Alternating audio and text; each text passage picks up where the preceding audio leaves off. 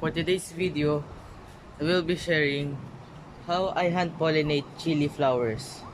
Note that this is based on my experience, so you might disagree at some point.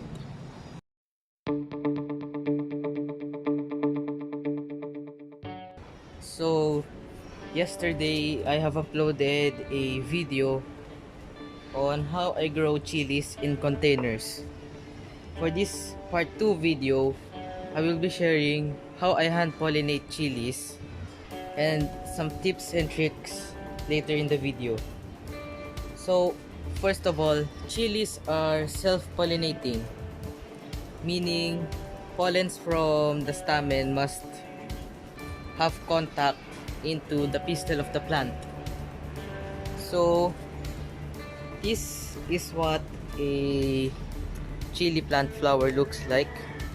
So as you can see right there, the pistil looks like the greenish or black dots on the camera. So it must collect pollens in order to produce fruit, and the pollen will come in the inside further there in the stamen. So in order to pollinate our chili plants, the main goal here is to just shake or give a plant some movement. So this is our Malaysian purple chili.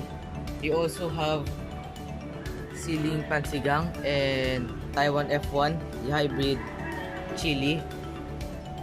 So how I pollinate is that I just give the plants a shake. So just like that. You can also just tap the flowers like this. So just do it gently. Don't want the flower to drop. Say if you're busy and you have no time to pollinate your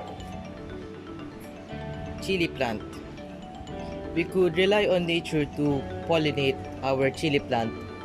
So as I've said a while ago, movement is the key to pollination. So slight winds like right now can do the pollination process. If you are experiencing windy weathers, then hand pollination might not be needed. Also, if you have a lot of beneficial insects like bees, wasps, ants, or dragonflies, they could also do the pollination process.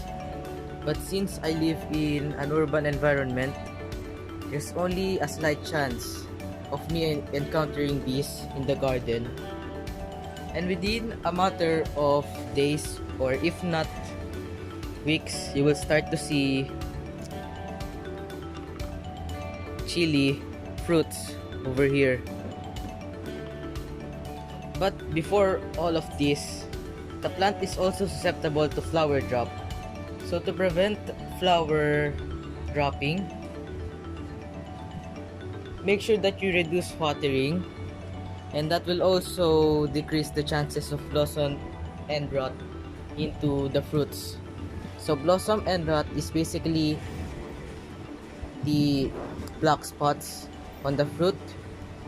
Another one is to fertilize our plants with calcium rich organic fertilizer such as calcium phosphate.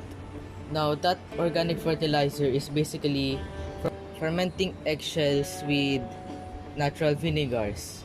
The natural vinegar will secrete or separate the calcium bicarbonate into the eggshells, and thus the calcium content transferred to the vinegar.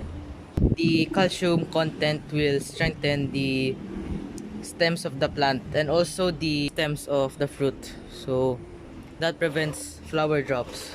Now you might see white or problems with leaves. So for example, you have white spots on your leaves, it might have some diseases. So I've attended a seminar and they gave me this picture in which indicates what diseases of the plant you might have on your chilies. So that is all for today's video. I hope you have enjoyed. If you find this video informative, share it with your friends and consider hitting the like button. If you want to support my channel, subscribe. This is At Kashel, signing out.